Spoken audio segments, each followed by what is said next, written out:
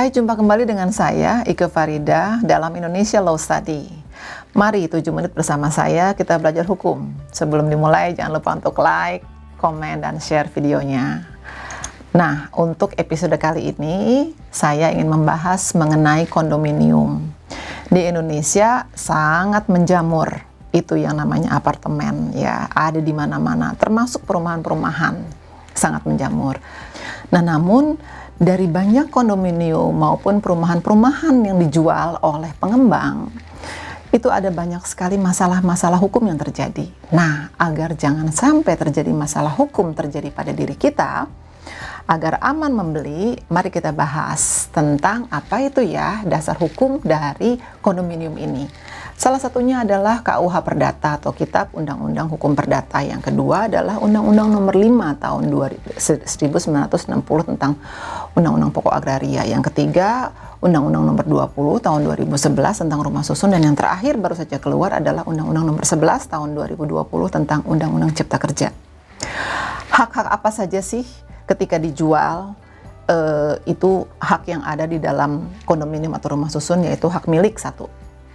Yang kedua, hak guna bangunan atau hak pakai atas tanah negara. Yang ketiga adalah hak guna bangunan atau hak pakai atas tanah, atas hak pengelolaan. Ya, jadi itu ada 3.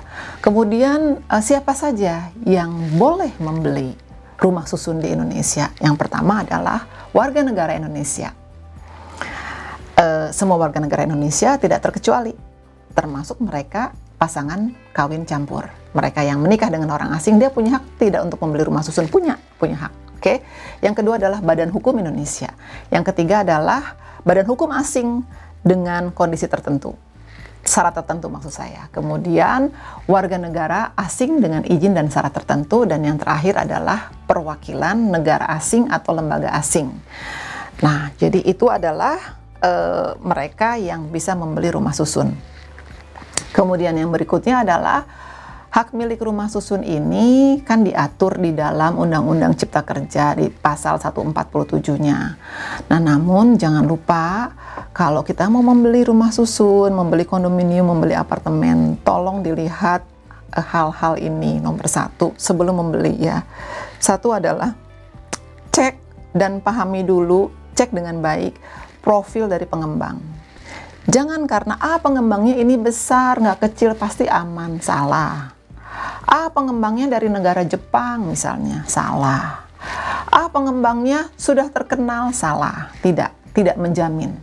Apakah dari negara tertentu, dari negara Inggris kah, Amerika kah si pengembang, Jepang kah, Cina kah, Indonesia kah? Tidak, itu tidak jaminan.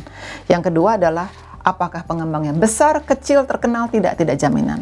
Yang harus dicek adalah profil perusahaan tersebut, kemudian ada masalah hukum tidak dia, historinya bagaimana. Kemudian tanya dengan detail ke marketingnya. Oke? Yang berikutnya adalah cek legalitas tanah. Apakah itu tanah sengketa atau bukan? Kita tidak mau membeli properti yang kemudian ternyata tanahnya tanah sengketa. Kita bisa cek ke tata kota, bisa cek ke Pemda, apa sih tanahnya. Yang ketiga itu adalah ada yang disebut dengan blueprint. Bisa cek juga ke Pemda secara resmi ya. Peruntukannya, kemudian jumlah bangunan, tower kalau ada, tingkat berapa lantai dan seterusnya. Yang berikutnya, yang keempat, bisa tanya aturan.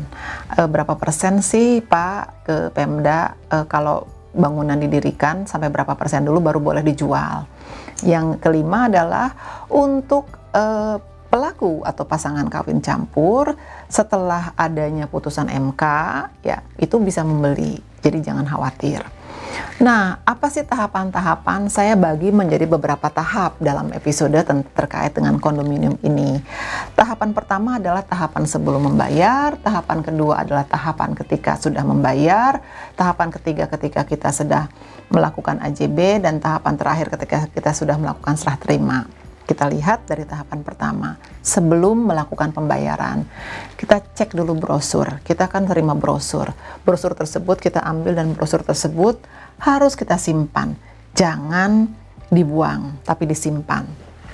Kemudian Kita lihat izinnya, tanyakan izinnya mana yang belum lengkap, apa saja izin yang belum lengkap. Izin yang sudah lengkap apa?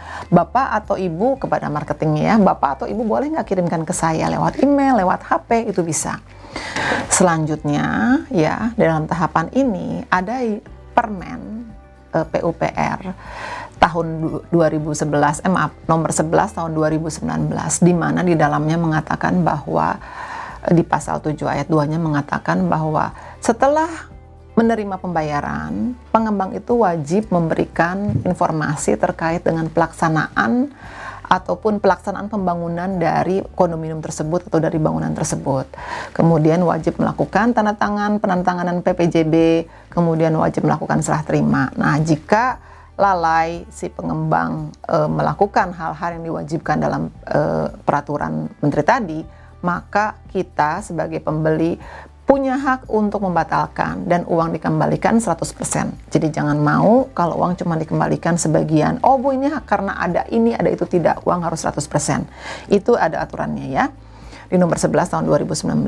Yang berikutnya adalah tanya sama marketingnya. Kalau saya telat, saya berapa rupiah sih harus bayar per hari, per bulan, per minggu?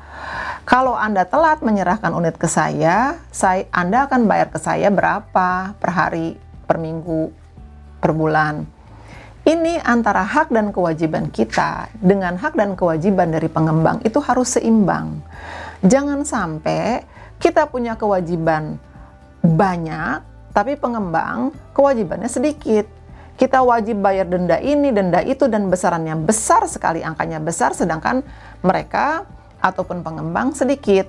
Nah, tadi karena waktunya sangat singkat, saya akhiri dulu di sini tentang kondominium.